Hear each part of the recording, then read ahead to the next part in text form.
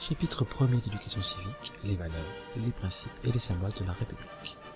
Une république et ses valeurs. La République est un régime politique dans lequel le pouvoir n'appartient pas à un seul, où les fonctions publiques ne sont pas héréditaires et procèdent de l'élection. Contrairement à la monarchie, où la désignation du chef de l'État est héréditaire, cependant, il faut distinguer le terme république du terme démocratie, système de gouvernement dans lequel le pouvoir politique appartient à l'ensemble des citoyens. Car une république n'est pas forcément démocratique, et une démocratie n'est pas forcément une république, monarchie démocratique en Espagne ou au Royaume-Uni. Notre république repose sur des valeurs qui servent de référence, considérées comme représentant le bien et le mal. Ces valeurs sont d'abord celles des droits de l'homme, droits civils, politiques, sociaux, dont doivent bénéficier tous les êtres humains sans distinction de race, de sexe, d'origine ou de nationalité. La liberté, l'égalité, la fraternité, la justice, le rejet de l'esclavage et la haine en sont quelques exemples. Les principes fondamentaux de la République française. Notre République est indivisible, son territoire est unifié et le droit s'applique partout de la même manière.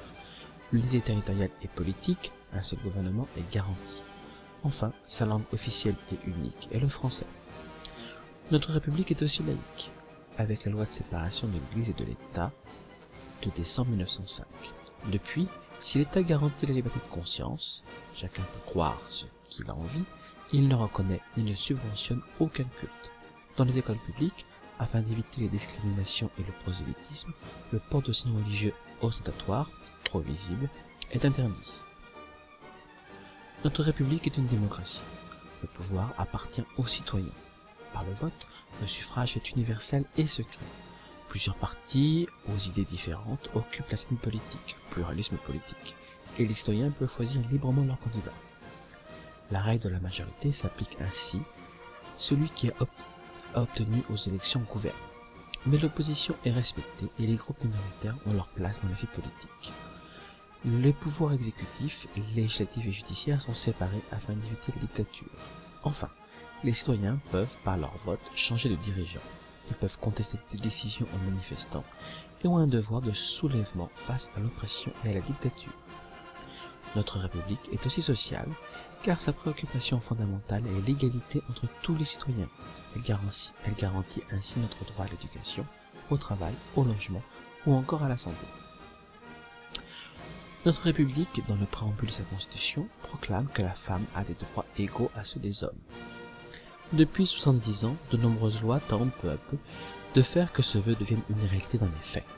Ainsi, après la loi sur la parité politique en 2000, une loi en janvier 2011 tente d'instaurer une représentation équilibrée entre hommes et femmes au sein des conseils d'administration d'entreprise. En 2005, avec la charte sur l'environnement, les principes de sauvegarde de l'environnement ont été intégrés à la Constitution française. Les symboles de la République. Un hymne, un drapeau, une devise.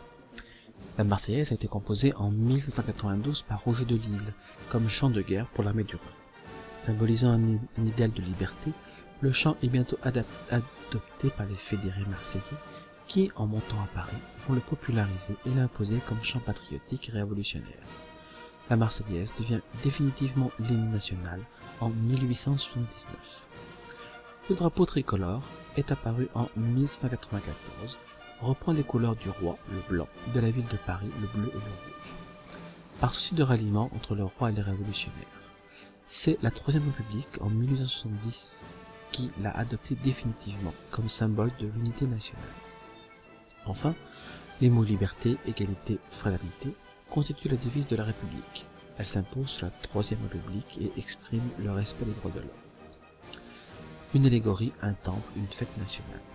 Une allégorie représente la République sous le trait d'une femme, coiffée d'un bonnet phrygien, portée à l'origine par les esclaves affranchis à l'ancienne Rome. Elle est dénommée Marianne depuis 1792.